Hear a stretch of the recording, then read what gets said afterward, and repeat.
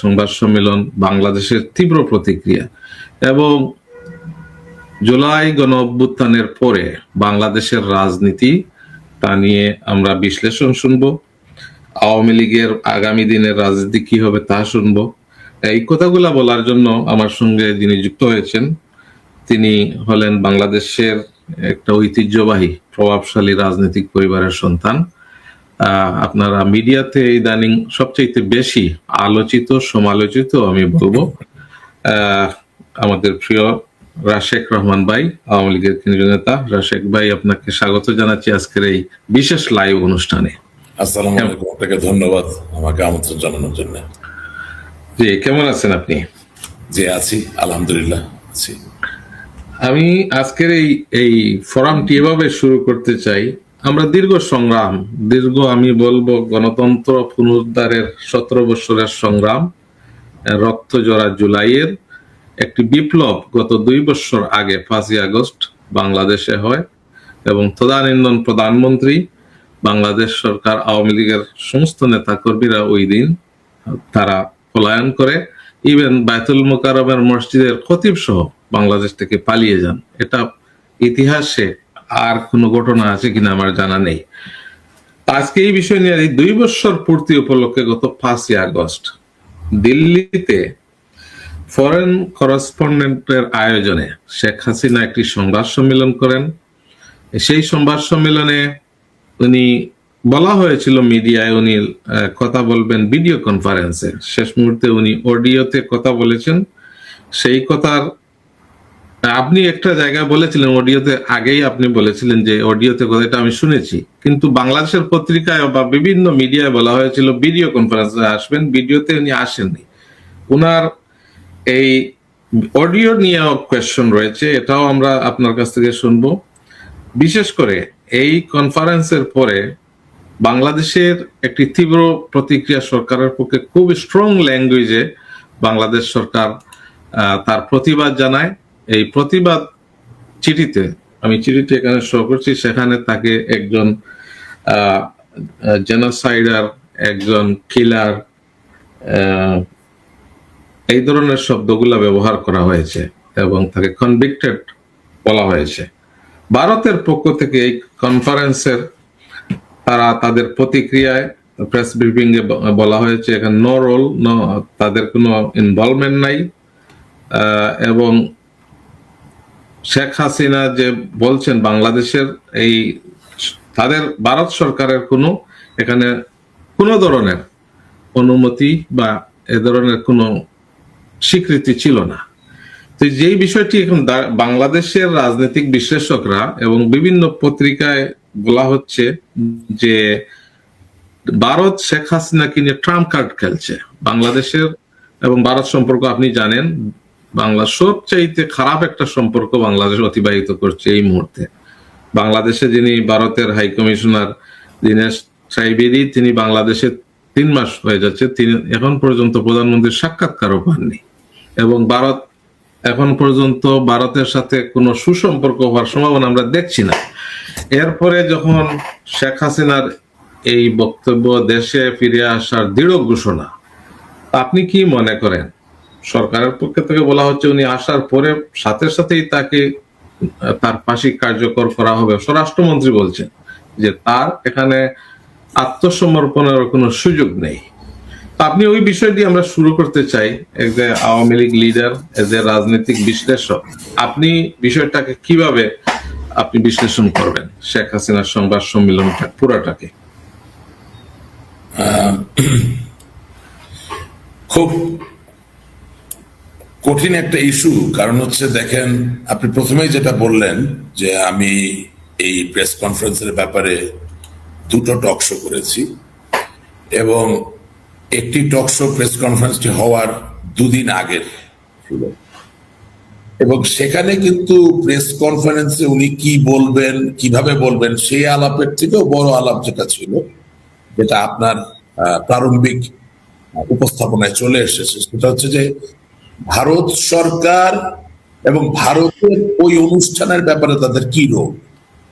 সেই জায়গা থেকে তাদের পররাষ্ট্র মন্ত্রণালয়ের যিনি মুখপাত্র, তিনি বলেছিলেন যে এই প্রেস কনফারেন্সটি বেসরকারি উদ্যোগে foreign foreign correspondence of Delhi FCC তারা আয়োজন করছেন, এবং এই অনুষ্ঠানে ব্যক্ত কোনো মতামত এর কোনো দায়ভার তারা গ্রহণ করেন না, এবং এটা আয়োজনেও তাদের কোনো সংযোগ বা কোনো সহযোগিতার ব্যাপার নাই।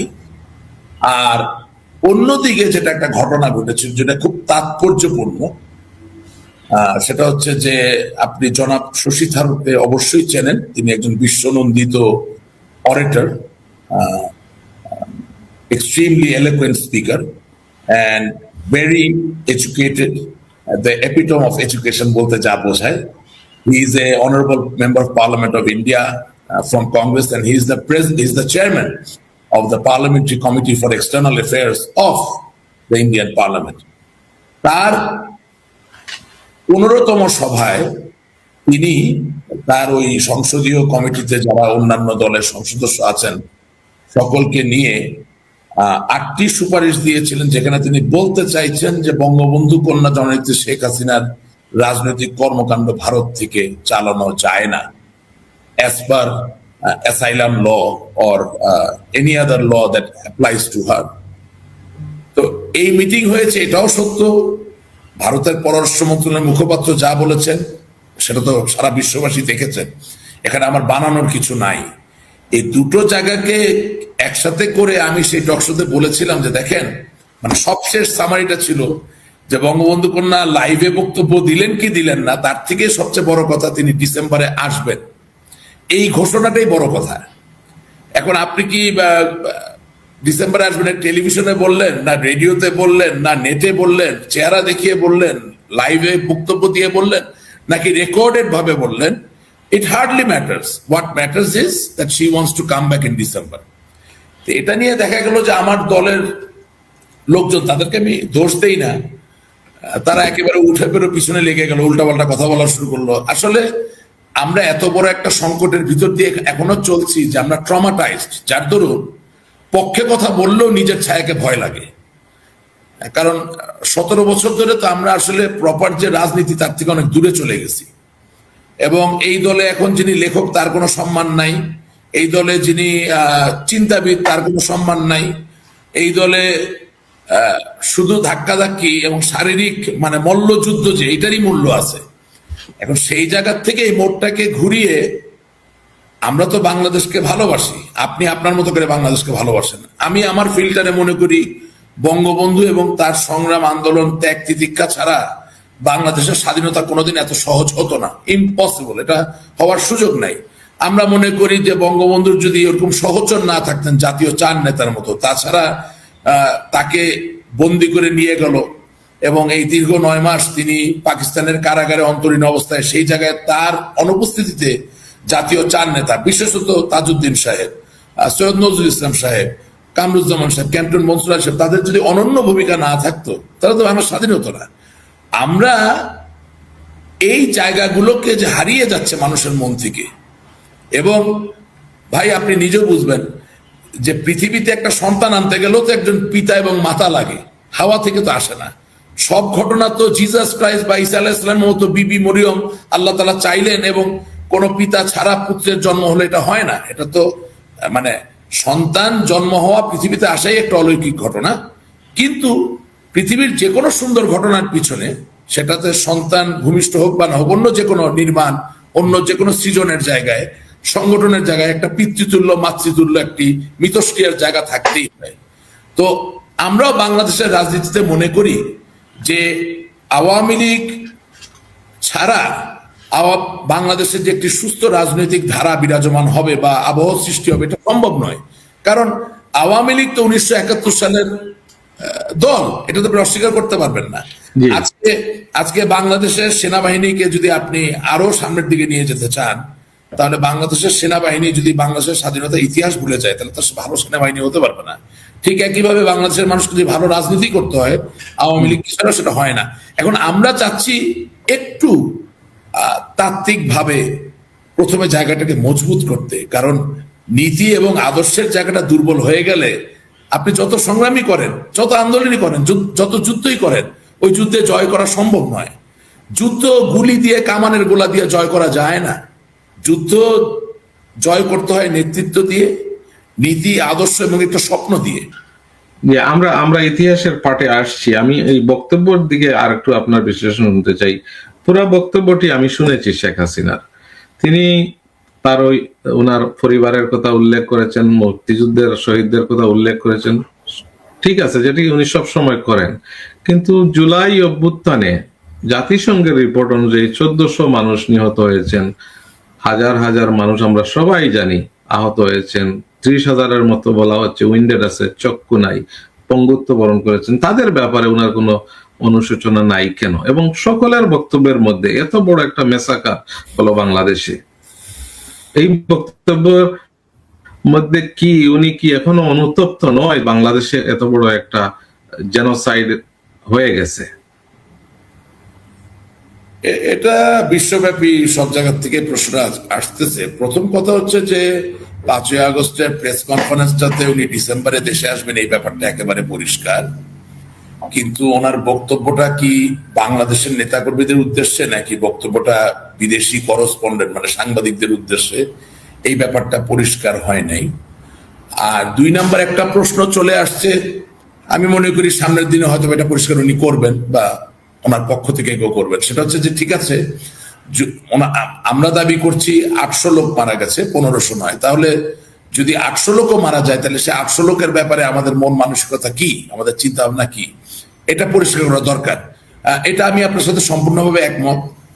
এতে যদি আমার নিজ দলীয় ভাই বোনেরা আমাকে গালিগালাজও করেন, আমি তাদেরকে বলবো যে দেখেন, at the end of the day when you're in the government, আপনি যখন সরকারে থাকবেন, তখন আপনি যদি কাউকে হত্যা করেন, ওটার দায়ভার যেমন আপনার, ঠিক একইভাবে আপনি সরকারে থাকা অবস্থায় অন্য কেউ যদি হত্যা করে ফেলে কাউকে, সেটার দায়ভারও আপনার।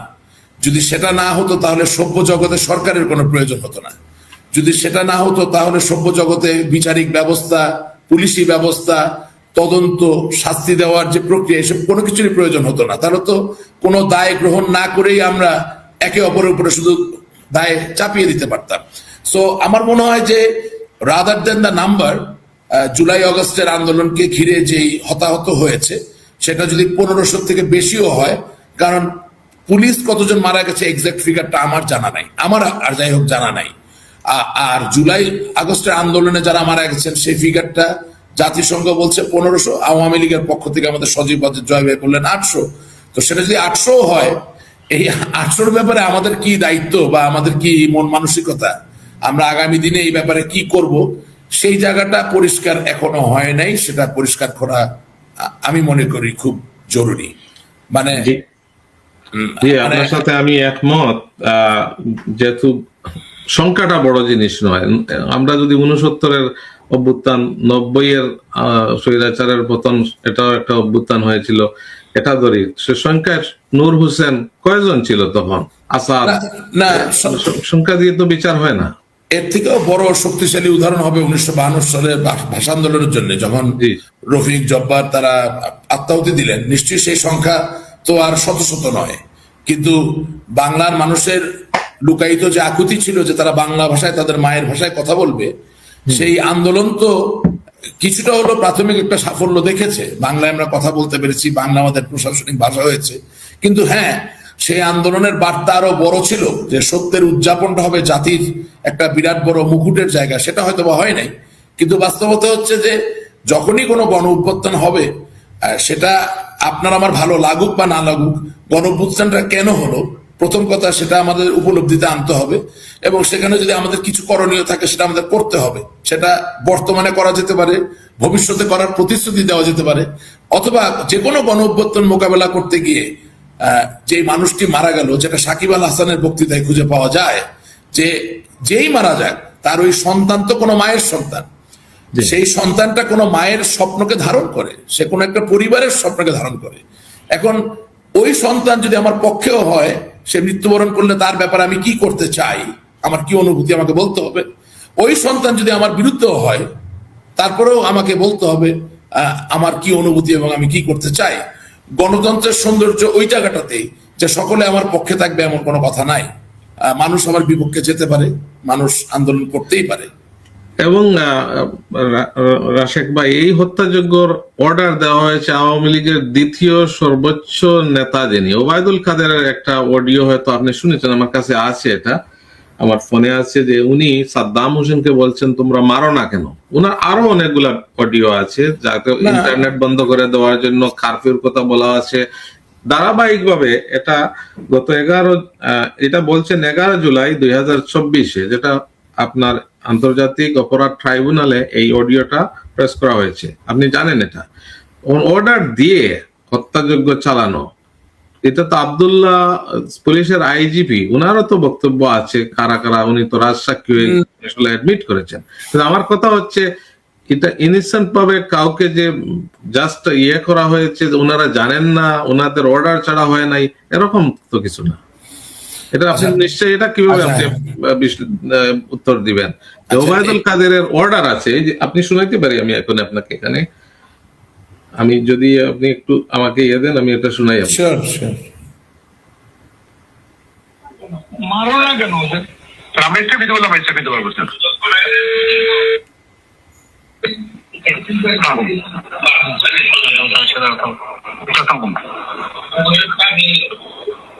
কি অবস্থা? আমাদের সমাবেশ মাত্র শেষ করলাম, আর ওদের প্রোগ্রাম চলতেছে, 3000-এর মতো স্টুডেন্ট আছে। ওরা 1টা পর্যন্ত স্যার 8:30টায় সংবাদ সম্মেলন করবে স্যার। ওই যে আন্দোলনকারীরা কখন 8:30টায় সংবাদ সম্মেলন করবে, 8:30টায় সংবাদ সম্মেলন করে পরবর্তী কর্মসূচি মনে ঘোষণা করবে। এই 2 দিন জনসংযোগ করবে, তারপরে কাল কেন মারো না কেন ওদের? হ্যাঁ, আপনি নিশ্চয়, আমি জানি না আপনি শুনতে পাচ্ছেন কিনা। আমি শুনতে পাচ্ছি, তবে এখানে আমার 3টা ভার্সন আছে এই বক্তব্যটা নিয়ে। প্রথম কথা,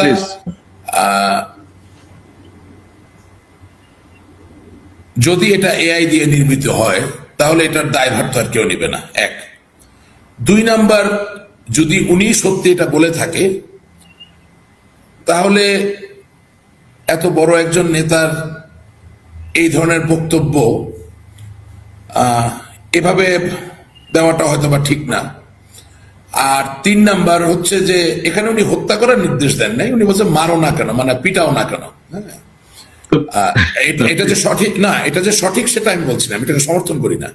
আই ডোন্ট সাপোর্ট দিস, আপনি আমাকে ভুল বুঝবেন না। আমি বলতে চাচ্ছি যে এই বক্তব্যটাকে আমি সাপোর্ট করি না। হ্যাঁ, আর চতুর্থত যেটা সবচেয়ে বড় কথা বের করা দরকার, সেটা হচ্ছে দুর্দান্ত প্রতাপশালী আওয়ামী লীগ সরকার, যে সরকারের প্রত্যেকটি শাখা প্রশাখা আমাদের নিয়ন্ত্রণে ছিল।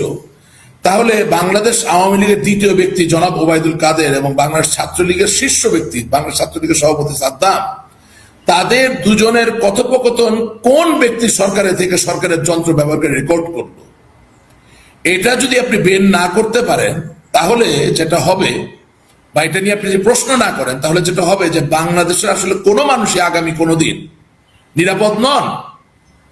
কারণ এখানে তো একটা অন্যায়ের বা একটা অপরাধের বা একটা সংঘর্ষের কথা বেরিয়ে এসেছে, আরো অনেক ধরনের গোপন কথাই তো সামনের দিনে বেরোতে থাকবে। তার মানে আমাদেরকে প্রশ্ন করতে হবে যে সরকার হিসাবে, গত সরকার বা বর্তমান সরকার, আমরা কি, গ্রিক মিথোলজিতে একটা কথা আছে প্যান্ডোরাস বক্স, আমরা কি প্যান্ডোরাস বক্স খুলে দিলাম কিনা, যেখানে আমাদের টেলিফোন কনভারসেশন, আমাদের চলাফেরা, এভরিথিং ইজ আন্ডার সার্ভেলেন্স। অর্থাৎ মানুষ হিসাবে আমার প্রাইভেসির যে অধিকার, সেটা বাংলাদেশের জনমানুষের সেই প্রাইভেসি অথবা ব্যক্তি সময়ে বা ব্যক্তি অধিকারের যে জায়গা, সেটা কি চিরতরে আমরা নষ্ট করে দিলাম কিনা, এটা কিন্তু ভেবে দেখার ব্যাপার আছে। আপনি মার্কিন যুক্তরাষ্ট্রে আছেন, অনেক সময় অনেক অডিও লিক হয়, তারা কিন্তু ওই অডিও লিক ধরে ওই অপরাধ বা অন্যায়ের বিচার যেমন করে, ঠিক একইভাবে কেন লিক হলো, কে লিক করলো, কে ওই ব্যক্তির কথা রেকর্ড করতে পারলো, সেটাও তারা বের করে নিয়ে আসে। This is extremely vital. এবং যার অধীনেই এই যন্ত্র ছিল, তাকে আওয়ামী লীগের উচিত প্রতিশ্রুতিবদ্ধ হওয়া, তাকে শাস্তি দেওয়ার, যে how dare you record the voice of my honorable prime minister, because she was at that time prime minister, উনি প্রধানমন্ত্রী ছিলেন। How dare you record the voice of the honorable minister Mr. Obaidul Quader, তখন তিনি অবশ্যই মন্ত্রী ছিলেন। তাহলে আপনি বোঝেন যে আমাদের ওখানে কত বড় দানব আমরা তৈরি করেছিলাম, যেই দানব কারো কথা রেকর্ড করা বাদ দেয় নেই। ঠিক, আপনার আমি আরেকটা ঘটনা আমি আপনাকে স্মরণ করিয়ে দিতে চাই, যেটা শেখ হাসিনা খালেদা জিয়াকে ফোন করেছিলেন, আপনার নিশ্চয় মনে আছে, ইলেকশনে নেওয়ার জন্য 14 সালে। তখন এই সাথে সাথে এই অডিওটা চলে যায় সমস্ত মিডিয়ায়, চ্যানেল 71 থেকে। তখন বলা হয়েছে যে শেখ হাসিনা নিজেই নিজের অফিস থেকে এই রেকর্ডটা তিনি ছেড়ে দিয়েছিলেন, অথচ খালেদা জিয়া ওই পাশ থেকে উনি জানতেন না, ওনার কথা থেকে বোঝা যাচ্ছে শেখ হাসিনা খুব ডিফেন্সিভ ভাবে কথা বলছিলেন, কথা বলার ধরনেই বোঝা যাচ্ছে উনি তো ওনার সেফ জায়গা থেকে কথা বলছেন। খালেদা জিয়া উনার একটু অ্যাগ্রেসিভ ভাবে কথা বলছিলেন, আপনার মনে আছে? তখন তো রাষ্ট্রীয়ভাবে এই জিনিসগুলো কিন্তু এস্টাবলিশ করা হয়েছে। ফোন রেকর্ডে যে মানুষের প্রাইভেসি অ্যাক্ট আমেরিকায় আছে, আপনার রেকর্ডের আগে আমাকে বলতে হবে যে আওয়ার কনভারসেশন রেকর্ড। তো এটা ছাড়া উনি কেমনে প্রধানমন্ত্রী হয়ে আরেকজন বিরোধী দলীয় নেত্রীর কথোপকথন রেকর্ড করেছিলেন? এটা প্রধানমন্ত্রী হয়ে তিনি করেছেন কিনা আমি তো জানি না, অতি উৎসাহী কেউ করেছেন, ওই দানবীয় যে ব্যক্তি যার হাতে ক্ষমতা ছিল সে করেছেন। বাট সেই ক্ষেত্রে একজনের তো শুধু দায়িত্ব থাকে না। আমি তো মনে করি তৎকালীন বিরোধী দলীয় নেত্রী খালেদা জিয়ার দলের পক্ষ থেকে ইমিডিয়েটলি বলা উচিত ছিল যে যেখানে রাজনৈতিক আলাপ করলে গোপন থাকে না, অডিও ফাঁস হয়ে যায়, সেখানে ফার্দার আর কোনো রাজনৈতিক বোঝাপড়া তো হতেই পারে না। এটা বললে বরঞ্চ রাজনৈতিক ভাবে আপনারা অনেক বেশি স্কোর করতে পারতেন। কিন্তু amazingly enough, since then until today, regarding a political reconciliation during the time of Awami League government, no responsible leader of BNP could come up with this logic saying that there is no integrity of having a conversation with you where you cannot maintain a secrecy. You are recording audio and you are leaking it to the general public, which is not an issue for the general public. সেটা তো বলতে পারেন নাই। এখন পুরানো জায়গায় যেহেতু লাভ নাই, আমাদেরকে এখন সামনের দিকে এগোতে হবে। আমি মনে করি এমন কোন ডিসকাশন প্রয়োজন নাই যেটা আসলে বাংলাদেশকে ভালো রাখার ক্ষেত্রে বাধা হয়ে দাঁড়ায়। অবশ্যই বাংলাদেশে শেখ হাসিনা অবশ্যই উনি আসবেন, বাংলাদেশে জন্মগ্রহণ করেছেন, উনি এদেশের নাগরিক, এটা তার নাগরিক অধিকার। উনি যখন ভারতে চলে গেলেন বা পালিয়ে গেলেন, যেটাই আমরা বলি না কেন, তখন উনার ছেলে সজীব ওয়াজেদ জয় মন্তব্য করেছিলেন যে বাংলাদেশের দায়ভার তার মান না, তার ফ্যামিলির না। আমি এই 12 সেকেন্ডের একটা ক্লিপ দেখাবো। এবং আরেকটি জায়গায় উনি বলেছেন যে আমরা বাংলাদেশ নিয়ে আমার মার বয়স হয়ে গেছে, উনি আর রাজনীতিতে ইন্টারেস্ট না। এটা আপনি নিশ্চয়ই ওই বক্তব্য শুনেছেন। এখন উনার ইন্টারেস্ট আছে, উনি ফেস করবেন, দেশে আসবেন, ওয়েলকাম, নো প্রবলেম। কিন্তু বাংলাদেশের সবসময় আওয়ামী লীগকে বলা হয় যে এটা একটি ভারত দ্বারা পরিচালিত প্রভারতীয় একটি দল। এটা তো প্রমাণ হওয়ার জন্য অনেকগুলো উদাহরণ সৃষ্টি হয়ে গেছে ইতিমধ্যে। আপনি আমার সাথে ডিসএগ্রি করেন, এগ্রি করেন, কিন্তু ওনারা সবাই ভারতে আশ্রয় নেওয়ার কারণে এবং ভারতে তাদেরকে যেভাবে সমর্থন করার কারণে এখানে বুঝার আর বাকি নেই যে এই দলটি প্রো ইন্ডিয়ান একটা পলিটিক্যাল পার্টি, যেটা আপনার ওনাদের বক্তব্য থেকেই আসছে। আমি ওই আমাদের আলোচনার সুবিধার্থে 12 সেকেন্ডের ভিডিওটা এখানে ক্লিপটা শোনাতে চাই, আপনি যদি অনুমতি দেন। ওকে, জি ঠিক আছে। শেখ হাসিনার পর আপনাদের কি হবে সেটা আমারও চিন্তার বিষয় না, আমার পরিবারের আর চিন্তার বিষয় না, আপনারা বুঝবেন।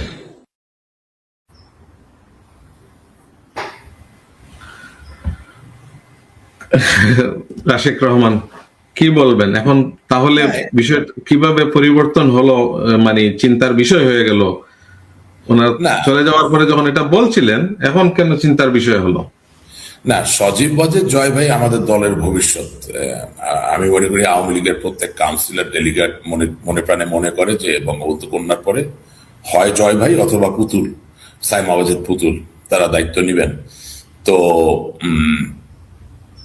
বাট এটাও ঠিক যে উনি তো ঠিক এক্স্যাক্টলি কনভেনশনাল পলিটিশিয়ান না, মানে একজন রাজনীতিবিদ যেমন ছোটবেলা থেকে রাজনীতি করবো সেটা না। সুতরাং তার মা তো হাজার হলো, তার মা একটা প্রাণের ঝুঁকি ছিল, সেই প্রাণের ঝুঁকি থেকে নিজেকে নিরাপদ করে দিল্লি পর্যন্ত গেছেন এবং কোন সন্তানের চোখে তার মা তো এরকম বিপদের সম্মুখীন হবেন, এটা কাম্য নয় বা মেনে নেওয়া সম্ভব নয়। সেই জায়গায় একটা রাগ বা ক্ষোভ বা একটা অভিমানের জায়গা থেকে তার হয়তো একটা ইনস্ট্যান্ট বহিঃপ্রকাশ ঘটেছিল, কিন্তু পরবর্তীতে তো তিনি প্রশমিত হয়ে নিজেকে সামলে নিয়ে ভালো কথা বলার চেষ্টা করছেন। এবং আমি তো মাঝে মাঝে আমার মনে ওনার কথায় আমি যেটা একটা আশার আলো খুঁজে পাই, সেটা হচ্ছে যে বাংলাদেশকে যদি মৌলবাদ এবং স্বাধীনতা বিরোধী শক্তির হাত থেকে বাঁচাতে হয়, তাহলে আওয়ামী লীগ বিএনপির মাঝে একটা রিকনসিলিয়েশনের জায়গা তৈরি না হলে তার সেটা হবে না। তো ওনার কথায় আমি মাঝে মাঝে এটা খুঁজে পাই যে রিকনসিলিয়েশনের সুযোগ হয়তো বা আছে বা সম্ভাবনা হয়তো বা আছে। সুতরাং খুব বেশি পুরনো জিনিস এটাকে নাড়াচাড়া করে আমি সামনে চলার পথটাকে আর দুর্বিষহ বা দুরূহ করতে চাই না। এটা তার ইনস্ট্যান্ট একটা ক্ষোভ বা ব্যথা হয়তো বা ছিল বা অভিমান ছিল, এটা তার সহজ সরল বলেন যাই বলেন মনের একটা বহিঃপ্রকাশ হয়তো বা। জি, বাংলাদেশের মানুষ আপনি জানেন ভারতের চরম এই মুহূর্তে 90% মানুষ তার আমার ধারণা হবে যে ভারত বিরোধী মনোভাব বৃত্তি খুবই স্ট্রংলি। কেন জানি 17 বছরের অপশাসন দুঃশাসনে ভারতের অকুণ্ঠ সমর্থন সরকারের প্রতি থাকার পরে তারা নিশ্চয়ই বাংলাদেশের মানুষ আপনি জানেন এখন ভারত বিরোধী সবচেয়ে বেশি মেজরিটি মানুষ। কিন্তু এখন পর্যন্ত আমি এখানে যুক্তরাষ্ট্র আওয়ামী লীগের একজন সভাপতি ডক্টর সিদ্দিকুর রহমান, তিনি এটা অবশ্য গত বছর নরেন্দ্র মোদীর যুক্তরাষ্ট্রে যখন আসছিলেন তখন উনি ওয়েলকাম ওয়েলকাম মোদিজি মোদিজি বলে জাতিসংঘের সামনে স্লোগান দিচ্ছিলেন। আমি ওই ক্লিপটাও দেখাতে চাই। কেন আওয়ামী লীগকে ভারতপন্থী বা মোদীপন্থী দল বলা হয়? মোদিজি মোদিজি মোদিজি welcome welcome Modiji Modiji welcome welcome welcome welcome Modiji Modiji welcome welcome Modiji Modiji we are for Modiji we are for Modiji we are for Sheikh Hasina we are for Sheikh Hasina we support Modiji Modiji we support Modiji Modiji we support Modiji Modiji we support Modiji Modiji we support Modiji Modiji we support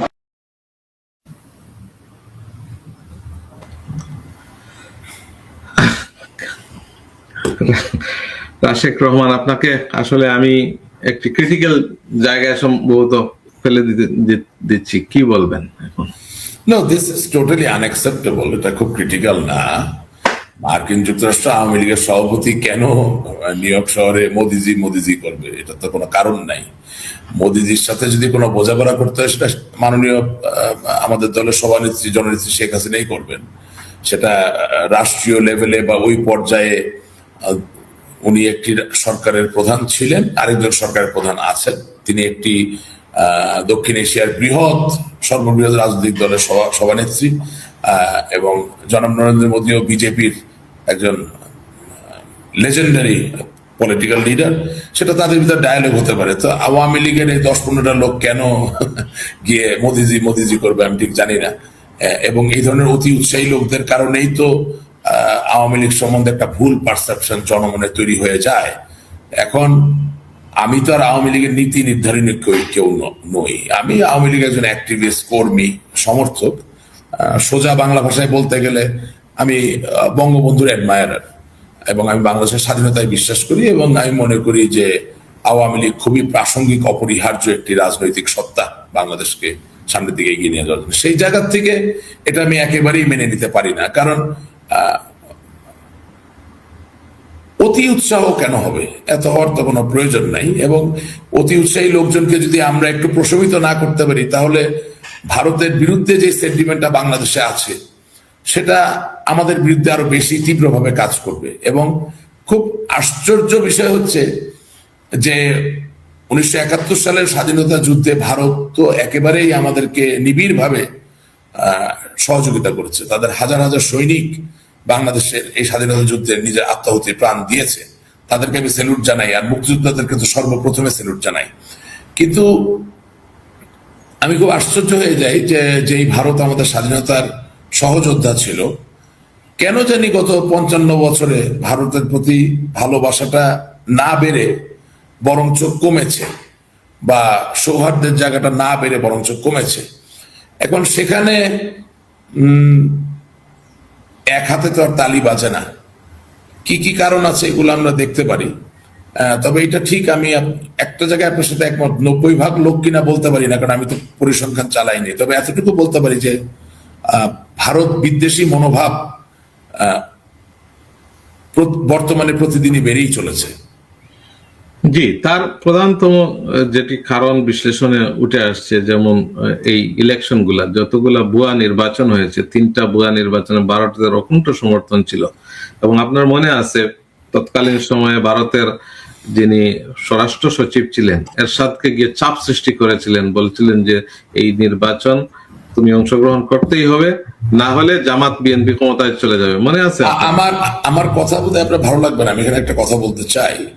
জি, যে ভারত যদি আওয়ামী লীগকে এতই ভালোবাসে নিঃশর্ত ভাবে, এবং ভারত যদি, আপনি যে 3টা নির্বাচনের কথা বলছেন, আমি একমত না 3টা হয়তো বা না, বাট যে কটা নির্বাচনই হোক সেখানে যদি তাদের এতই ন্যাক্কারজনক ভূমিকা থেকে থাকে, তাহলে 2026 সালের 12ই ফেব্রুয়ারি নির্বাচনে যখন আওয়ামী লীগকে বাদ দিয়ে আপনি নির্বাচন করলেন, সেই নির্বাচনে যে এই সরকার গঠিত হলো, সেই নির্বাচনকে কেন ভারত স্বীকৃতি দিল? তার মানে হচ্ছে যে প্রতিবেশী দেশ যার সাথে আপনার সুসম্পর্ক, সে আপনাকে স্বীকৃতি দিবে, আপনি নির্বাচন করেন। ভারত তো এরশাদ ছিল একজন স্বৈরাচার, হুসেন মোহাম্মদ এরশাদ, তার সাথে কি ভারত কূটনৈতিক শিষ্টাচার বজায় রাখেনি বা কূটনৈতিক সম্পর্ক রাখেনি? রেখেছে। আমাদের ধরেন, আপনি যদি ইতিহাসের একটু পেছনে যান, মেজর জেনারেল জিয়াউর রহমান তো নট এক্স্যাক্টলি ইলেকশন করে তার প্রথমেই রাষ্ট্র ক্ষমতা গ্রহণ করেন নাই। প্রথমে তিনি রাষ্ট্র ক্ষমতা গ্রহণ করেছেন, তারপরে ইলেকশন হয়েছে, বিএনপি গঠিত হয়েছে, অনেক কিছু হয়েছে। তো এর মধ্যে কি ভারতের সাথে কোনো সম্পর্ক ছিল না? ছিল তো, না, তা অবশ্যই ছিল। আমি তো এখন ইভেন খন্দকার মুস্তাককেও ভারত সমর্থন দিয়েছিল, আমার কাছে একটা নিউজ পেপার আছে, আমি জানি ছিল, তারা যোগাযোগ রাখে, সবই করে। তো ঘটনা হচ্ছে যে আপনি যদি অগ্রহণযোগ্য নির্বাচন করেন, এই দায়ভার আপনার নিজের। আমি তো বলি যে 2018 সালের নির্বাচন এবং 2024 সালের যেটাকে প্রচলিত ভাষা এখন আমিনা নির্বাচন বলা হয়, এই দুটি নির্বাচন আমাদের জন্য ব্লান্ডার ছিল। একটি নির্বাচন আমাদের বিশ্বাসযোগ্যতা নষ্ট করেছে, আর একটি নির্বাচন আমাদের দলকে দীর্ঘস্থায়ীভাবে, চিরস্থায়ীভাবে ক্ষতিগ্রস্ত করেছে। এখন আপনি নির্বাচন করেই ফেলেন, আর আপনি ক্ষমতায় থাকেন, তাহলে ভারত কেন? আপনি ভারত ছাড়া অন্য কোনো দেশকে স্বীকৃতি দেয় নাই? সকল দেশই স্বীকৃতি দিয়েছে, মার্কিন যুক্তরাষ্ট্র দিয়েছে। সুতরাং let's not go into that. We can blame other countries, we can blame other government, but at the end of the day, our conduct belongs to ourselves. We have to take responsibility for what we are doing, and how we culminate a situation. It is absolutely, it remains a liability, or rather, how would I say, something to gain from. That is absolutely our thing. এটা অন্যকে দোষ দিয়ে লাভ নাই। জি, I agree with you completely. আপনি মনে করেন শেখ হাসিনাকে আপনি ফাঁসি দিয়ে দিচ্ছেন, তাই না? আপনি মনে করেন অনেক লোক তো, যেমন আমার কথা বলি, আমরা অনেক ছোট মানুষ, আমি তো এই ঘটনাগুলো ঘটার সময় দেশেই নেই, আমার নামও তো জুলাই আগস্টের মামলা আছে, হত্যার মামলা আছে। তো এখন ভারত কি এর বোঝে না যেটা অন্যায়? বোঝে। তারপরেও কি জনাব ত্রিবেদী চেষ্টা করে না তারেকদের সাথে দেখা করার জন্য? তারপরেও কি খলিল? তো Bharat is not bothered. Reality হচ্ছে এটা আওয়ামী লীগকে বুঝতে হবে। ভারত আওয়ামী লীগকে ব্যবহার করবে ভারতের প্রয়োজনে, ভারত বিএনপিকে ব্যবহার করবে ভারতের প্রয়োজনে, ভারত যাকে প্রয়োজন তার নিজের স্বার্থের জন্য সে তাকে ব্যবহার করবে। কারণ একটি চলমান সফল গণতান্ত্রিক ব্যবস্থার মানেই হচ্ছে তারা তাদের দেশের প্রতি বেশি নিবেদিত হবে। ভারতের গণতন্ত্র ফেল করেনি, পাকিস্তানের গণতন্ত্র ফেল করেছে। There is no democracy in Pakistan. বাংলাদেশের ডেমোক্রেসি ফেল করেছে, কিন্তু ভারতের তো করে নাই। সুতরাং ভারত আপনাকে কেন 1 নম্বরে বসাবে? ভারত তার নিজেকে 1 নম্বরে বসাবে। তো ভারত আপনাকে যে স্বীকৃতি দেয়, সেই স্বীকৃতির দোষে আপনাকে তাকে দোষী করে আপনি নিজের 12টা নিজে বাজাইলে তো অসুবিধা। কারণ আমরা কিন্তু ভুলে গেছিলাম, আমার ওবায়দুল কাদের চাচার একটা বক্তব্য আমার খুব মনে পড়ে, আমার কানে বাজে। তিনি মোস্ট লাইকলি ঢাকা বিশ্ববিদ্যালয়ে গিয়ে বলেছিলেন, কে বলে মালয়েশিয়া, কে বলে সিঙ্গাপুর, আমরা তো এখন নিজেদেরকে মার্কিন যুক্তরাষ্ট্র এবং জাপান, জার্মানির সাথে তুলনা করি। তো কথা হইলো পড়ালেখার নামগন্ধ নাই, লেখাপড়া মানুষ শিখতেছে না, শিক্ষিত হচ্ছে না, সহনশীলতা বাড়ছে না, কল্পনার জগৎ প্রসারিত হচ্ছে না। সেখানে আপনি দাবি করছেন যে কিসের মালয়েশিয়া, কিসের সিঙ্গাপুর, আমি তো এখন আমেরিকার সাথে পাল্লা দেওয়ার জন্য প্রস্তুত। তো ঘটনা হচ্ছে আমাদের সবসময় অভ্যাস হলো যে আমরা নিজেদের দিকে না তাকিয়ে, নিজের দায়ভার নিজে না নিয়ে, এটা আওয়ামী লীগ বিএনপির ব্যাপার না, এটা সকল দলের ব্যাপার, আমরা সবসময় চেষ্টা করি একটা পাঞ্চিং ব্যাগ তৈরি করতে। বাংলাদেশের জন্য এখন ভারত হয়ে গেছে পাঞ্চিং ব্যাগ। আরে ভাই, বাংলাদেশ এখনো একটা আলপিনের সামনের মাথা বানাইতে পারে না। আপনি ভারতের সাথে বাঙ্গাল লড়বেন কেন? দরকার কি? আপনি নিজে লেখাপড়া করেন, নিজে ভালো হন, নিজের মানুষকে আইন মানান, আইনের প্রতি শ্রদ্ধাশীল করেন, নিজের আইনি ব্যবস্থাকে ভালো করেন, ছেলে মেয়েকে বোঝান যে রাস্তায় মিছিল নয়, ক্লাসে যাও, পড়ালেখা করো, জিপিএ 5 নয়, ভালো মানুষ হও, যতটুকু শোনো অতটুকু শেখো। তুমি কি শিক্ষক হতে চাও? তুমি কি গায়ক হতে চাও? তুমি খেলোয়াড় হতে চাও? তুমি যোদ্ধা হতে চাও? তুমি ক্রীড়াবিদ হতে চাও? আমি রাষ্ট্র, আমি তোমার পাশে আছি, তোমার স্বপ্ন লালন করাই আমার কাজ। সেই জায়গাটা আমরা তৈরি করতে পারছি না। আমরা ভারতকে খুঁজি, আমরা পাকিস্তানকে খুঁজি, আমরা সমস্ত বিশ্বের অন্যান্য দেশকে দায় বা দোষ দেওয়ার চেষ্টা করি। আপনি মনে করেন 2018 সালের যে নির্বাচন হয়েছে, সেই নির্বাচন যদি এতই অগ্রহণযোগ্য হয়, আমি আজকে বলতে চাই, তাহলে ওই নির্বাচনকে কেন্দ্র করে আপনি জুলাই আগস্টে 2024 সালে এসে আন্দোলন করলেন কেন? 2018 সালে যদি আত্মাহুতি দিতে পারতেন, আপনি কি মনে করেন যে 2024 সালে আমিডামি নির্বাচন হতো না? বাঙালি কনভিনিয়েন্স খুঁজে, যখন বাঙালির স্বার্থে লাথি লাগে, লাথি পরে, বাঙালির স্বার্থে আঘাত পরে, তখন বাঙালি সোচ্চার হয়ে যায়। আর যেই না মতলব শেষ, আর সোচ্চার হওয়ার কোনো বিষয় নাই। এটাই রিয়েলিটি। আমার এই বাঙালি মুক্তিযুদ্ধ করেছে, আবার আমার এই বাঙালি দুর্ভিক্ষের সময় চুরি করেছে কম্বল। এই বাঙালি মুক্তিযুদ্ধ করেছে, এই বাঙালি রিলিফ চুরি করেছে, এই বাঙালি চুরি করেছে, এই বাঙালি বঙ্গবন্ধুকে হত্যা করেছে, এই বাঙালি মুক্তিযুদ্ধ করেছে, এই বাঙালি জিয়াউর রহমানকে হত্যা করেছে, এই বাঙালি মুক্তিযুদ্ধ করেছে, আবার এই বাঙালি এরশাদের 9 বছরের শাসনকে মেনে নিয়েছে। এইভাবে বলতে চাই যে হ্যাঁ, আমরা মানি নাই, আমরা আন্দোলন করেছি, কিন্তু একেবারে কোনো লোক পিছনে না থাকলে, সেটা সেনাবাহিনী হোক, যেই হোক, আপনি তার ক্ষমতা থাকতে পারেন না। তো সেনাবাহিনী কি মঙ্গল গ্রহের লোক? সেনাবাহিনী তো বাঙালিরই একটা অংশ। কই সেই সেনাবাহিনী তো বলতে পারলো না যে sir, we are here to protect the constitution of Bangladesh, and the constitution of Bangladesh says that you have to hold a free and fair election. Without that, there is no other ultra-various way to come and take over power. Hence, we cannot support you. We are sorry, sir. Thank you, sir. We seek your departure. বলতে তো পারে নাই ভাই। জি জি, it is very unfortunate. এবং ওই লোকগুলা, এরশাদের service করার লোকগুলাই পরে আওয়ামী লীগ বিএনপিতে তারা স্টাবলিশড হয়েছে আবার। একদম যারা পররাষ্ট্রমন্ত্রী ছিল, অর্থমন্ত্রী ছিল না, তারা আওয়ামী লীগে ছিল না, বিএনপিতে ছিল না, ওই দালাল লোকগুলাই তো ছিল। হ্যাঁ, আপনি মনে করেন হাসানুল হক ইনু সাহেব খুবই ভালো বক্তব্য দেন, উনি মুক্তিযোদ্ধা, কোনো সন্দেহ নাই, আমাকে স্নেহ করেন, কিন্তু আমি ওনাকে একা বলছি না। আমি বলতে চাচ্ছি, আপনি যদি এইভাবে হিসাবে নেন যে দেশটা স্বাধীন হলো, আপনি বলেন বুকে হাত দিয়ে, বাংলাদেশ যখন স্বাধীন হলো, মুসলিম লীগ ছাড়া উল্লেখযোগ্য দল বাংলাদেশে কি আওয়ামী লীগ ছাড়া কিছু ছিল না? তাহলে এই যে জাসদ তৈরি হলো, তাদেরকে যে আপনি আজও জিজ্ঞাসা করেন ওয়াই, কোনো উত্তর দিতে পারবে না ঠিক মতো। রাশেক রহমান, আওয়ামী লীগ সম্পর্কে লাস্ট প্রশ্ন করে আমরা বর্তমান অভ্যুত্থান পরবর্তী রাজনীতিতে যেতে চাই। লাস্ট প্রশ্নটা হচ্ছে, সম্প্রতিকালে আপনাকে এই প্রশ্নটা আমার ইচ্ছা ছিল গত সপ্তাহে আপনার জন্য একটা টকশো করার জন্য, যাই হোক এটা হয় নাই, যে আওয়ামী লীগের আমেরিকার যিনি রাষ্ট্রদূত, বিশেষ করে ডোনাল্ড ট্রাম্পের বিশেষ দূত সার্জিও গোর বাংলাদেশে গেলেন, প্রধানমন্ত্রীর সাথে সাক্ষাৎ হলো, পররাষ্ট্রমন্ত্রীর সাক্ষাৎ হলো, রোহিঙ্গা ওই চট্টগ্রামে গেলেন। বলা হচ্ছে আওয়ামী লীগের সাথে সাবের হোসেন চৌধুরীর সাথে খুবই একটা নির্ভরযোগ্য সূত্র না, বা বিভিন্ন সূত্র বলছে একটা সাক্ষাৎকার হয়েছে আওয়ামী লীগকে স্টাবলিশ করার জন্য বা রাজনীতিতে ফিরে আসার জন্য। নিশ্চয়ই এই আলোচনাটা আপনি হয়তো গভীরে জানবেন, আসলে কতটুকু সত্য এই বিষয়টি? আমরা বাংলাদেশে যাদের কাছ থেকে তথ্যপত্র নিয়ে কথা বলি, সেখান থেকে আমি সাবের হোসেন চৌধুরী সাহেবের সাথে সার্জিও গোরের দেখা হওয়ার কোনো সত্যতা খুঁজে পাইনি। এখন জনাব সাবের হোসেন চৌধুরী সাহেব একজন দায়িত্ববান রাজনীতিবিদ, তিনি আগামী দিনে যদি কোনো প্রেস কনফারেন্স বা কোনো একটা পরিস্থিতি বলে বসেন যে আমার অমুক তারিখে দেখা হয়েছিল, বা সার্জিও গোরও যদি স্বীকার করে বসেন দেখা, তাহলে তো আর কোনো কথা নাই। কিন্তু অ্যাটলিস্ট এট দিস মোমেন্ট ব্যাপারটা হচ্ছে কি,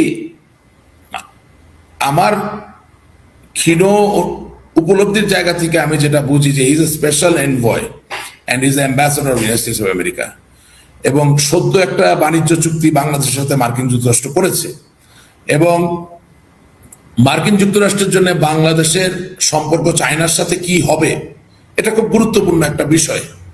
এই সব কিছুকে মাথায় রেখে সার্জিও গোর একজন কূটনীতিক, একজন এনভয়, একজন অ্যাম্বাসেডর হিসেবে বাংলাদেশে এসে এই সদ্য ক্ষমতায় আসা সরকার আইন করে যেই দলকে নিষিদ্ধ করলো, সেই নিষিদ্ধ দলের একজন সাবেক মন্ত্রী যিনি ওই দলের সদস্য, তার সাথে দিনে দুপুরে ওয়েস্টিন হোটেলে দেখা করবেন, একেবারে বাংলাদেশের আইনের দিকে বুড়ো আঙ্গুলি দেখিয়ে, যেখানে কোনো সংগ্রাম বা আন্দোলন নাই, এটা I find it very hard to believe, because Sergio Gore is not an operative or an agent of Central Intelligence of America. He doesn't represent CIA. He's a diplomat. So একজন ডিপ্লোম্যাটকে প্রথম চার্টারই হচ্ছে he has to respect the law of the country. So আপনি যদি কোনো ব্যক্তিকে মামলায় অভিযুক্ত করেন এবং তার দল যদি নিষিদ্ধ অবস্থায় থাকে, সেই অবস্থায়, এবং দেশে এই সময় আওয়ামী লীগের কোনো আন্দোলন এভাবে নাই দৃশ্যমান, বা জ্বালা অপরাও চলছে না, মানে অস্থিতিশীল অবস্থা তৈরি করতে পারে নাই, সেই অবস্থায় আপনি ওয়েস্টিন হোটেলে বসে দিনে দুপুরে আপনি দেখা করেছেন, এগুলো very difficult to believe. But then again বলা যায় না, দরজা বন্ধ করেও তো অনেক কিছু হতে পারে, সেটা যেটা সাহেব নিজে বলতে পারেন, আমি আমরা ধরে নিব হয় নাই। এবং একটা জিনিস আমাদের ভুলে গেলে চলবে না, যেটা আমাদের উভয়ের দলের রাজনীতির জন্য খুবই জরুরি, সেটা হচ্ছে মার্কিন যুক্তরাষ্ট্র বহু বছর ধরে মায়ানমারের উপরে অর্থনৈতিক স্যাংশন দিয়ে রেখেছেন এবং প্রতিরক্ষা বিষয়ক স্যাংশনও দিয়ে রেখেছেন। বাট মার্কিন যুক্তরাষ্ট্রে এতদিন কোন রাষ্ট্রপতি আসেন নাই who had the muscle to implement this sanction, because আমি নিজে মায়ানমারে বহুবার গেছি, আমি আশ্চর্য হয়েছি যে মার্কিন এই ব্যবসায়ী থেকে শুরু করে ইউরোপীয় ব্যবসায়ী থেকে শুরু করে everybody is there, because nobody gives a damn about that sanction. Whereas আপনি জানেন যে আপনি মার্কিন যুক্তরাষ্ট্র ডোনাল্ড ট্রাম্প লাইকস রিসোর্সেস, উনি ওইসব দেশকে চিহ্নিত করছেন যারা প্রচুর পরিমাণ natural resource endowed, and Myanmar is one of that country. They have everything of their own, and Donald Trump would not like the fact that Myanmar এর মতো একটা বড় দেশ who spends about $5 to $6 billion a year for their defense purpose, যে তারা continuously মার্কিন যুক্তরাষ্ট্রকে অবজ্ঞা করে স্যাংশন না শুনে চায়নার হেল্প নিয়ে তারা টিকে থাকবে বা চলতে থাকবে। সুতরাং ত্রিবেদী মহোদয়ের সাথে জনাব সার্জিও গোরের আলাপে China Bangladesh relationship, India Bangladesh relationship এবং মায়ানমার, এই জিনিসগুলো চলে আসাটা খুবই স্বাভাবিক। এবং এটাও মনে রাখতে হবে যে এমনও তো হতে পারে যেখানে সার্জিও গোর ত্রিবেদী সাহেবকে বলতে পারে যে আমরা যেই বাণিজ্য চুক্তি বাংলাদেশের সাথে করেছি, এই চুক্তিকে সফলতার দিকে নিয়ে যাওয়ার ক্ষেত্রে আপনার সক্রিয় ভূমিকা আমরা আশা করি। কারণ you must understand that Honorable Mr. Trivedi is an extraordinarily posted person in Bangladesh who happens to have a rank of a minister, although he is the ambassador from India to Bangladesh. So নিশ্চয়ই ওনাকে মন্ত্রী rank এমনি দেওয়া হয়নি, অনেক assignment পরিচালনা করা যায়। তো সেখানে গোর সাহেব যদি বলে যে আপনি মার্কিনী চুক্তি সফল হওয়ার জায়গায় আপনার পক্ষ থেকে আশা করি আমরা সহযোগিতা পাবো, এটা একটা সিগন্যাল। সুতরাং ঢাকায় তার সাথে দেখা হতে অস্বাভাবিক আমি কিছু মনে করছি না। জি, এজ এ আওয়ামী লীগের সেন্ট্রাল লিডার বা ইন্টেলেকচুয়াল আপনাকে বলি, আপনি রাজনৈতিক বিশেষজ্ঞ, আপনি এই অভ্যুত্থানের পরে সে 2 বছর আমাদের পূর্তি হয়ে গেল, 18 মাস ইউনূস সরকারের, নির্বাচিত সরকারের 6 মাস, আপনি যে পরিবর্তনের লক্ষ্যে আপনি যে রাজনীতি বলা হলো যে বাংলাদেশে গণতান্ত্রিক freedom of expression, freedom of press সবকিছু স্টাবলিশ করার জন্যই তো একটা অভ্যুত্থান হলো মানুষের। আপনি as a Awami League leader, as a ওই জায়গা থেকে আপনার দৃষ্টিকোণ থেকে বর্তমান এই 2 বছরের শাসনকালকে কিভাবে মূল্যায়ন করবেন? যদি সংক্ষেপে করেন, আমি অনেকগুলা প্রশ্ন করবো আজকে। আমি আওয়ামী লীগ লিডার হিসেবে না, আমি মানুষ হিসেবে, এজ এ হিউম্যান বিইং। ওকে, জুলাই আগস্টের গণ অভ্যুত্থানের যে প্রতিশ্রুতি সেটা অর্জনের জায়গায় এর ফলাফল হচ্ছে a big squat, a big zero. যেমন আপনি একটু এক্সপ্লেইন করেন। বাংলাদেশের কোন জায়গায় বৈষম্য কমেছে, বাংলাদেশের কোথায় স্বাধীনভাবে আপনার মুক্ত মতামত প্রকাশের জায়গা তৈরি হয়েছে, আপনি মনে হচ্ছে তো। করেন না, আপনি মুক্ত মতামত- না, একদমই হচ্ছে না। যেমন ধরেন আমি আমাকে দিয়ে উদাহরণ দিই, আপনি আমার নামে মামলা দিতে পারেন, কিন্তু আমার নামে তো কোনো রায় নাই, আমি এখনো সাজাপ্রাপ্ত নই, রাইট? আমার নামে কোনো গ্রেপ্তারি পরোয়ানাও নাই। তাহলে বাংলাদেশের কোন গণমাধ্যমকে আপনি অলিখিতভাবে বলে রেখেছেন কেন যে আমার কথা দেখানো যাবে না বা লেখা ছাপানো যাবে না? আমি কি মানুষ না? আমি কি নাগরিক না? না, এর আগে তো convicted তো তো আগে শেখ হাসিনা ও তারেক রহমানের বক্তব্যের ব্যাপারে বলেছিলেন। No, no, আমি আপনাকে ওইটাই বলছি যে আপনি যদি বলেন যে জননেত্রী শেখ হাসিনা যা করেছিলেন আপনিও তাই করবেন, তাহলে তো জিরোই হলো। তাহলে আপনি নতুন কিসের জন্য আন্দোলন করলেন? না, এটা কনভিক্টেড এর বেলায়। But I am not convicted. না, আপনি তো ফ্রি, আপনি তো অবশ্যই এখন এই Yes. কথা বলছেন, আপনার কথা মানুষ শুনছে না। No, it is going through a platform which is in America. বাংলাদেশের কোন প্ল্যাটফর্ম আমাকে আমার কথা প্রচার করতে পারবেন না। দে কল মি, তারা তো আমার সাথে বহু বছরের সম্পর্ক। তারা বলে যে রাশেক ভাই আপনি যেই কথাগুলো বলেন আমাদের মনে হয় এগুলো ফেয়ার কথা। আমি আওয়ামী লীগের বিরুদ্ধে কথা বলি না, আমি আওয়ামী লীগের পক্ষেই কথা বলি, কিন্তু যে প্রয়োজনীয় পদক্ষেপগুলো আমাদের নেওয়া উচিত এটা বলার নৈতিক এবং নাগরিক অধিকার আমার আছে। নৈতিক নাগরিক মানবিক অধিকার আমার আছে। সেই কথা বাংলাদেশের অনেক প্রথম শ্রেণীর গণমাধ্যম প্রকাশ করতে চায়, বাট দে ক্যানট। শুধু তাই না, নতুন অনেক গণমাধ্যম তৈরি হয়েছে, তাদেরকে রীতিমতো প্রধানমন্ত্রীর কার্যালয়ে, আগে প্রধান উপদেষ্টা এখন প্রধান কাছে, প্রশ্ন করতে হয় যে উনি কি কথা বলতে পারবে।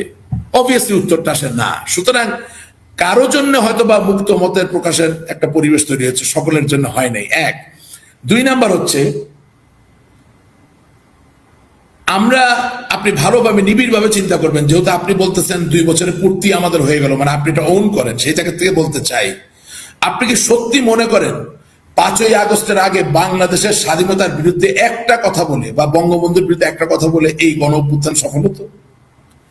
যারা এই গণ অভ্যুত্থান চালিয়েছে তারা তো প্রতারণার একটা অস্ত্র হিসাবে ওই বঙ্গবন্ধুর বক্তৃতায়, বঙ্গবন্ধুর বাংলাদেশ স্বাধীনতার বাংলাদেশের কথা বলেই তারা আমাদেরকে খারাপ দেখিয়ে বিদায় জানিয়েছে। তাহলে আজকে এই বিদায় জানানোর পরে যদি 7 বীর শ্রেষ্ঠের আবক্ষ মূর্তি ভেঙে ফেলা হয়, যদি স্বাধীনতার মুরালকে ভেঙে ফেলা হয়, যদি স্বাধীনতার ইতিহাসকে আমরা অস্বীকার করি, এবং কিছু স্টুপিড লোকজন এসে যদি বলে যে 1971 সালে আমরা পরাধীন হয়েছি, 2024 সালে স্বাধীন হলাম, তাহলে আপনি কি মনে করেন যে লক্ষ্য অর্জিত হয়েছে? আমি জানি না আলাউল ভাই আপনি কবে মার্কিন যুক্তরাষ্ট্রে এসেছেন, তবে বিশ্বাস করতে চাই বাংলাদেশের পাসপোর্ট নিয়েই তো এসেছেন। সুতরাং আপনি যদি এতই পরাধীন হতেন তাহলে মার্কিন যুক্তরাষ্ট্রের ভিসা তো আপনাকে ভারত থেকে নেওয়া লাগতো। আমার যতটুকু মনে পড়ে, আমার 4 বছর বয়সে 1980 সালে প্রথম মার্কিন যুক্তরাষ্ট্রে এসেছিলাম। হ্যাঁ, আমার মামার বিয়ে নিউ ইয়র্কে হচ্ছিল, সে বিয়ে তো অংশগ্রহণ করার জন্য। সেই 4 বছর বয়সে তো আমার বাবা মা নানা নানি সকলে ভিসা নিলেন মার্কিন যুক্তরাষ্ট্রের বাংলাদেশে অবস্থিত দূতাবাস থেকে। So how was I dependent, how was I not independent? So এইসব ফালতু কথা বলা যারা বলে, তারা 24-এর এই 5ই আগস্টের সুযোগ নিয়ে যারা বলে, তারা যতদিন এসব কথা বলতে পারবে ততদিন আমি মনে করি না 2024 সালের লক্ষ্য অর্জিত হচ্ছে। না, অবশ্যই 71-এর সাথে কোনোটার তুলনা হয় না আপনার সাথে। তবে একটা শিক্ষা আওয়ামী লীগ বিএনপি দুজনেরই হয়ে গেছে, সেটা হচ্ছে যে জনমনের বাইরে গিয়ে জোর করে থাকা যাবে না। এবং ভারতের ককরোচ পার্টির যে আন্দোলন, সেটা দেখেও আমি মনে করি জনাব নরেন্দ্র মোদীজি ইমিডিয়েটলি খুবই বিনয়ের সাথে, খুব উদাত্তভাবে জনগণের সাথে একটা সম্বন্ধ স্থাপন করলেন, তাদেরকে আশ্বস্ত করলেন এবং পরবর্তীতে শিক্ষামন্ত্রীকেও সরিয়ে দিলেন। ওই আন্দোলনটাকে যে প্রশমতি করতে পারলেন, সেখান থেকে আমি মনে করি বিএনপি আওয়ামী লীগ দুজনেরই শিক্ষণীয় অনেক কিছু আছে। প্রবলেম হচ্ছে যে বিএনপি আওয়ামী লীগকে চিন্তা করতে হবে যে আমরা দুজন যদি নিজেরা কামড়াকামড়ি করতে থাকি, ইতিহাস আমার, ইতিহাস তোমার, বাংলাদেশ আমার, বাংলাদেশ তোমার, স্বাধীনতা আমার কারণে, স্বাধীনতা তোমার কারণে, এই যদি চলতে থাকে, তাহলে যারা স্বাধীনতা যুদ্ধের বিরোধিতা করেছিল তারাই দেখা যাবে স্বাধীন বাংলাদেশের শাসনভার নিয়ে বসে আছে। আপনি বুঝতে পারছেন আমি জামাত ইসলামীর কথা বলছি। সো বিএনপি আওয়ামী লীগের কামড়াকামড়ি জায়গাটা বন্ধ করতেই হবে। সম্প্রতি আওয়ামী লীগ আমলের যিনি রাষ্ট্রপতি ছিলেন শাহাবুদ্দিন চুপ্পু সাহেব হঠাৎ করে অসুস্থ হলেন, হঠাৎ করে তিনি পদত্যাগ করলেন। এর আগে কোনো আভাস পাওয়া যায়নি। বলা হচ্ছে লন্ডনে এসে তিনি শেখ হাসিনার সাথে ফোনালাপ করেছেন বা এ ধরনের অভিযোগ আছে। নতুন রাষ্ট্রপতি নির্বাচন সামনে, 11 দলীয় জোট, সবচেয়ে গুরুত্বপূর্ণ বিষয় হচ্ছে যে কর্নেল অলি আহমেদ বিএনপি থেকে জোট থেকে বাইর হয়ে গিয়ে জামাতের সংশ্লিষ্টতা থাকার কারণে, রাজাকারদের সঙ্গ না ছাড়ার কারণে তিনি নতুন এলডিপি দল করেছিলেন।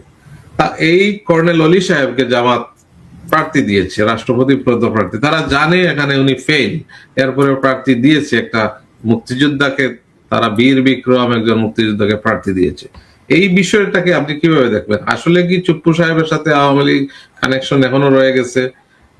এই ব্লেম কি সত্য, না আসলে অসুস্থ, এত তাড়াতাড়ি অসুস্থ হলেন? এবং 2 দিনের ভিতরে বলা হলো, একজন আল জাজিরার একজন সাংবাদিক আগেই বললেন যে 2 দিনের ভিতরে উনি পদত্যাগ করবেন, উনি আগেই জেনে ফেললেন।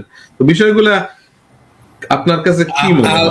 আল জাজিরার সাংবাদিকের তারও 2 সপ্তাহ আগে আমি জানি যে ওনাকে পদত্যাগ করতে হবে। আচ্ছা, ঠিক আছে, আপনারটা আমি জানতাম না, ওনারটা আমি জনাব শাহাবুদ্দিন নিজেই জানতেন ওনাকে পদত্যাগ করতে হবে। উনি ওনার খুব ঘনিষ্ঠ একজন ব্যক্তিকে লন্ডনে বলেছিলেন, সেই ব্যক্তি আবার আমার খুব ঘনিষ্ঠ, দিয়ে আমাকে ফোন করে বলেছেন যে উনি পদত্যাগ করতে যাচ্ছেন। আমরা অনেক আগের থেকেই জানি। ওই সাংবাদিক রিজনটা কি আসলে অসুস্থ না অন্য কোনো কারণ? দেখেন, এটা তো আপনিও বুঝেন, আমি বুঝেন, কিশোর অসুস্থ কেন? অবশ্যই বয়সের জন্য তো মানুষ কিছুটা হলে অসুস্থ হয়। মনুষ্য শরীরে এটা তো প্রকৃতি, আল্লাহ তাআলা আমাদেরকে পাঠিয়েছেন। আপনি তার সারা জীবন তাজা এবং কি বলে একেবারে ক্ষিপ্র গতির ঘোড়ার মধ্যে থাকতে পারবেন, থাকবে, এটা স্বাভাবিক। হ্যাঁ, সেই জায়গা থেকে উনি নিশ্চয়ই অসুস্থ, কিন্তু রাষ্ট্রপতি না থাকার মতো তো আর অসুস্থ হয় না। তবে ওনার থাকাটাই একটা অসুস্থ অবস্থা ছিল, কারণ বাংলাদেশে আপনি জানেন যেখানে আমরা কেউ কাউকে রেসপেক্ট করি না, পাওয়ার মতো জায়গাতেও নাই। জনাব শাহাবুদ্দিন চুপ্পু একজন মুক্তিযোদ্ধা ছিলেন, রাষ্ট্রপতি হয়েছেন। প্রথমত আমাদের সরকারের সময় তার রাষ্ট্রপতি হওয়া নিয়ে অনেক সমালোচনা, কানাঘুষা গুঞ্জন ছিল। আওয়ামী লীগের নেতাকর্মীরাও যে প্রথমে খুব এটাকে গ্রহণ করতে পেরেছেন তা না। তবে দাস প্রথা বা নাকে খত দিয়ে আওয়ামী লীগ করার যে সংস্কৃতির প্রচলন আমরা করতে পেরেছিলাম, সেই জায়গা থেকে কোনো লোকই আসলে প্রতিবাদ করতে পারেন নাই যে ওনাকে বাংলাদেশের রাষ্ট্রপতি করা উচিত না। আপনি আবারও মার্ক করবেন, আমি বলছি, আমার যারা সহযোদ্ধা আছেন আওয়ামী লীগের তারাও শুনুক, যে দাস হয়ে থাকা বা নাকে খত দিয়ে চোখ বন্ধ করে সবকিছু সহ্য করে নেওয়া, মেনে নেওয়ার যে সংস্কৃতি, এটার যে প্রচলন আওয়ামী লীগে হয়েছে, যার দরুন শাহাবুদ্দিন চুপ্পুর মতো বা শিরিন শারমিন সাহেবের মতো যারা সাহসী নন বা সংকটের সময় সিদ্ধান্ত নিতে পারেন, এইসব লোকজনকে আমরা স্পিকার বানিয়েছি, রাষ্ট্রপতি বানিয়েছি। আপনি কোন লোককে দরজা বন্ধ করে দিয়ে জিজ্ঞেস করেন যে ভাই আপনার কি মতামত, একদম ডাইরেক্ট গালিগালাজ ছাড়া আর কিছু করবে না, এটাই বাস্তবতা। হ্যাঁ, তো সেই জায়গা থেকে ওনার এতদিন থাকারই কথা না। কিন্তু ইয়েস, এটা তো ঠিক যে ডক্টর ইউনূসের সরকারের থেকে অ্যাটলিস্ট এই সরকার তো একটা রাজনৈতিক সরকার। হ্যাঁ, ডক্টর ইউনূস খারাপ, খুবই খারাপ, এবং তার থেকে উনি আরো বেশি খারাপ এই কারণে যে হি ইজ টোটালি ডিসকানেক্টেড। অর্থাৎ ওনার মতো একজন লোকের কাছে আপনি বিপদে বললে যাবেন কেমনে? বিএনপির তো অ্যাটলিস্ট ধরেন চট্টগ্রামের একটা নেতা, তার তো আওয়ামী লীগের আত্মীয় স্বজন আছে, গিয়ে তো হাতে পায়ে ধরা যায় যে ভাই আমি যতই আওয়ামী লীগ করি আমার ক্ষমা করে দেন, একটু হেল্প করেন, 2টা টাকা নেন, চান্দা নেন, মাফ করে দেন, একটা ব্যবসা নিয়ে নেন, কিছু লাভ নিয়ে নেন। কিন্তু ইউনূস সাহেব তো টোটালি ডিসকানেক্টেড, বাংলাদেশের মানুষের তো কোনো সংযোগ ছিল না। উনি নামে চলেছেন, নোবেল পেয়েছেন। এখন সেই তুলনায় তো বিএনপি সরকার আমি মনে করি কিছুটা হইলেও বেটার। এখন সেই জায়গায় শাহাবুদ্দিন সাহেবকে রাখবেন না, এটা তো এটাই স্বাভাবিক। তবে কর্নেল অলি সাহেব সম্বন্ধে বলতে চাই, কর্নেল অলি সাহেবের সাথে উনি যেহেতু বীর মুক্তিযোদ্ধা ছিলেন, সিনিয়র মানুষ, মন্ত্রী ছিলেন এবং খুব শক্তিশালী একটি কণ্ঠস্বরের মালিক, সেই জায়গা থেকে তার সাথে আওয়ামী লীগ বিএনপির সকল শ্রেণীরই নেতাদের একটা শ্রদ্ধা, সম্মান, ভালো সম্পর্ক ছিল। এবং সেই জায়গা থেকে আমার বাবা জনাব এইচ এন আশিকুর রহমানের সাথেও তার খুব একটা ভালো সম্পর্ক ছিল, এবং এই সম্পর্ক দেখে তো আমারও একটা সম্মানের জায়গা ছিল। কিন্তু আসলে সমসাময়িক সময় তার যে ভূমিকা, এই যে আপনি বললেন বীর বিক্রম, আমার তাকে সম্মান করতে খুব কষ্ট হয়, আমি পারি না। কারণ একজন মুক্তিযোদ্ধা যত যুক্তি আমাকে বোঝান, উনি জামাতের মতো একটা দল করবেন, come on, how can you sell your soul to the devil? এটা কিভাবে করতে পারেন আপনি? দরকার রাজনীতি করতেন না, মন্ত্রী তো হয়ে গেছেন, এমপি হয়ে গেছেন, বীর বিক্রম হয়েছে। কোন লোক কর্নেল অলিকে চিনে না বাংলাদেশের টেকনাফ থেকে তেতুলিয়া? জামাত করতেই হবে? আপনার ছেলেকে রাজনীতি করাবেন, আপনার ছেলের কি বিএনপিতে জায়গা হতো না? নিশ্চয়ই, আজকে না হলে কালকে হতো, অন্য কোথাও হতো। আপনি এলডিপি করেছিলেন, fine, but how can you succumb or surrender yourself, rather your soul, not your physique, to a party, to a political entity which doesn't even believe in the very creation of Bangladesh? সে রাজনীতি করার জন্য বাংলাদেশের কথা বলে, সে বিশ্বাস থেকে বলে না, সে বিশ্বাসিত করতো না। আজকে পর্যন্ত জামাত ইসলামী পরিষ্কারভাবে বলতে পারে নাই যে 71 সালের জন্য আমরা দুঃখিত, 1947 থেকে শুরু করে। এটার মানেই তো আমি ক্ষমা চাইতে চাই না। 1947-এর কথা বলবেন কেন আপনি? কিসের 1947? আপনি কোথায় ছিলেন 1947-এ? What role did you have? আপনি কতগুলো এমপি সিট পাইছেন? কত পার্সেন্ট ভোট ছিল আপনার? দেশ স্বাধীন হওয়ার পরেও আপনি যখন 2টা পাইছেন, 3টা পাইছেন, তখনও পুরো টোটাল ভোটের 2% ক্রস করতে পারেন নাই। তো ওনাদের উচিত ছিল বলা যে আমরা দুঃখিত, আমরা লজ্জিত আমাদের রাজনৈতিক সিদ্ধান্তের কারণে, এবং আমরা আরো দুঃখিত যে আমাদের দলের সাথে সরাসরি ভাবে এমন সব লোক সম্পৃক্ত ছিলেন যারা গণহত্যা বা ধর্ষণের সাথে বা পাকিস্তানি বাহিনীকে দেখিয়ে দিয়েছেন কোথায় কি হামলা বা আক্রমণ করতে হবে। ওই যে একটু আগে যে বললাম যে যেই বাঙালি দেশ স্বাধীন করলো তারাই বঙ্গবন্ধুকে হত্যা করলো, এটাও তো ঠিক। ওই একই বাঙালি তো ধর্ষণ করলো, ওই একই বাঙালি 1971 সালে হত্যা করলো। এখন সমস্যা হচ্ছে যে আমরা কথা বলি একটু ব্যতিক্রম ভাবে। আমাকে কর্নেল অলি সাহেবকে সম্মান দেখিয়ে এসে উনি কি অন্যায় করছেন সে কথাটা বলতে হবে। এটার জন্য যদি আওয়ামী লীগের কোনো লোক মনে করে যে আপনি অলি সাহেবের দালাল, আই এম সরি, চুপ্পু সাহেব কি তার ব্যর্থতা সেটা বলার আগে ওনার একটা বয়স হয়েছে, উনি মুক্তিযুদ্ধ করেছেন, এই সম্মানটা তো আমাকে দিতে হবে। Is a human being.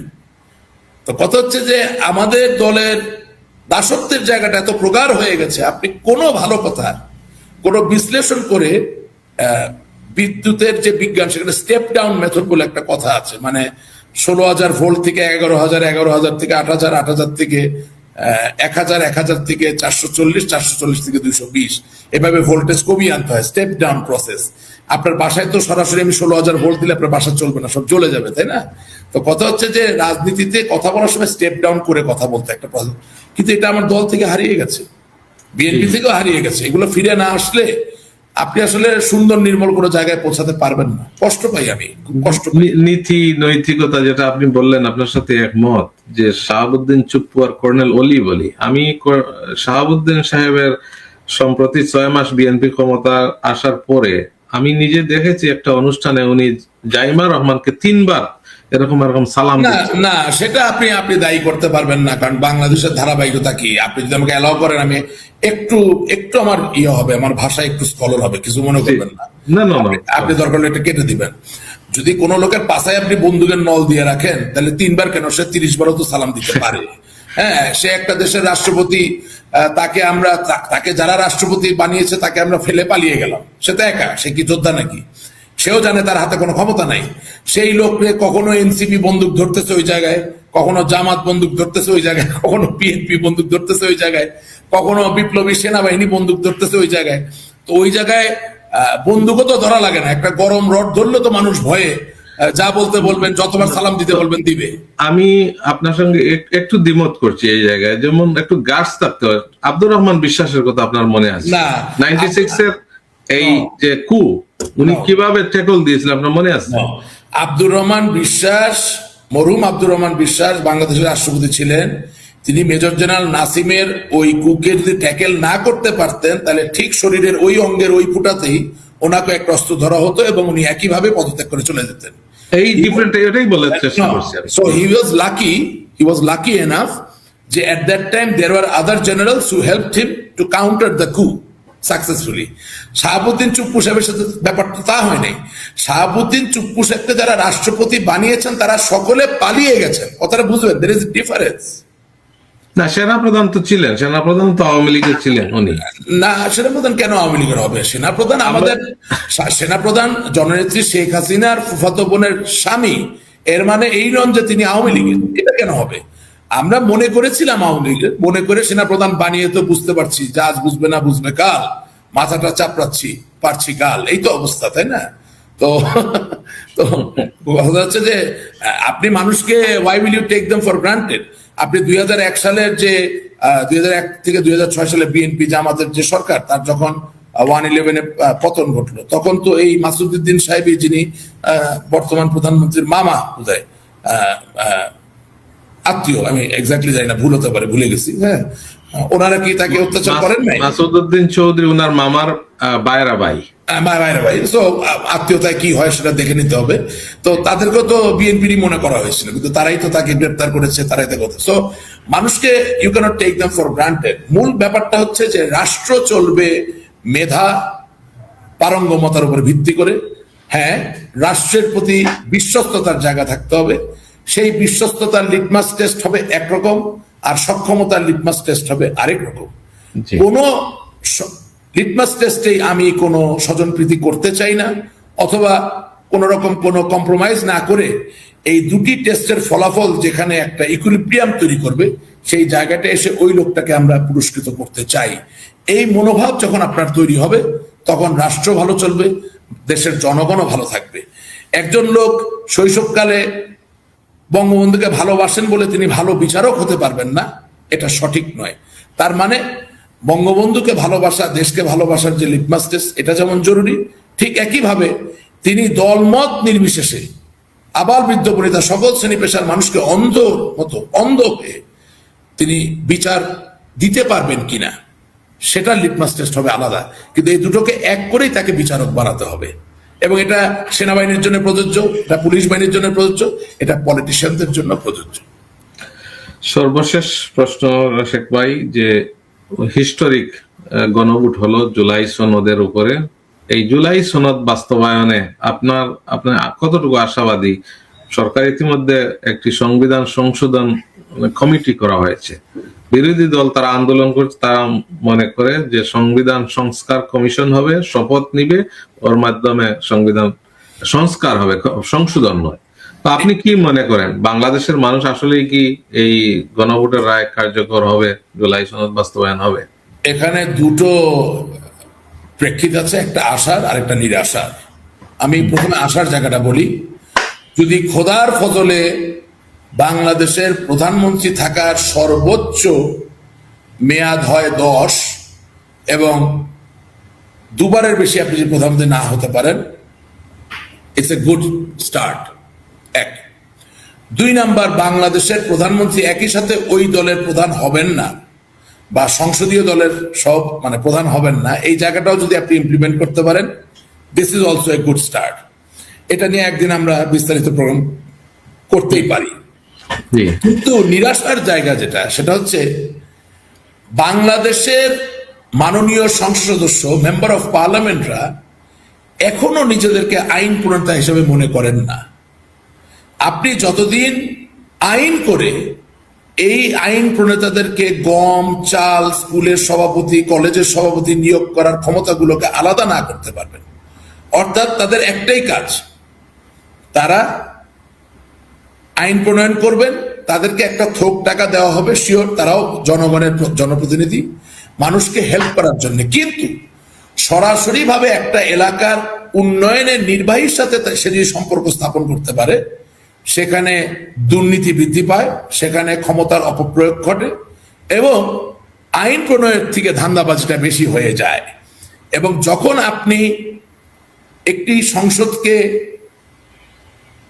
আইন প্রণয়ন এবং পদ্ধতি প্রণয়নের কেন্দ্রবিন্দু হিসেবে তৈরি করবেন, তখন বাংলাদেশের মানুষ খুঁজে খুঁজে শিক্ষিত পারঙ্গম ব্যক্তিদেরকে ভোট দিবে, টাউট পাটপাটদেরকে দেবে না। এখন যেটা সমস্যা হয়ে গেছে, থানার যিনি দালালি করেন তিনিও কিন্তু একটা এলাকায় জনপ্রিয়, যে আমাকে পুলিশ ধরে নিয়ে গেলে তো আজমল ভাই আইসা আমাকে রাত্রেবেলা ছাড়াই নিয়ে যায়। এই যে দালালি, ওখানে কিছু বাণিজ্য আছে, যাকে ছাড়াই সেও পয়সা পায়, পুলিশের কাছ থেকেও কিছু পয়সা পায়, অন্য পক্ষের কাছ থেকেও পয়সা পায়।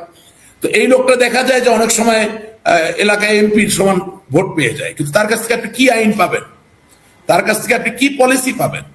সুতরাং এই জায়গা থেকে বেরিয়ে আসতে হলে আপনাকে অতি দ্রুততার সাথে অর্থ, নগদ উন্নয়নের সাথে মাননীয় সাংসদদের যে সরাসরি সম্পৃক্ততা, এটাকে ক্ষীণ বা ম্লান করে দিয়ে একটা নতুন জায়গায় আসতেই হবে, তাছাড়া বাংলাদেশ ঠিক হবে না।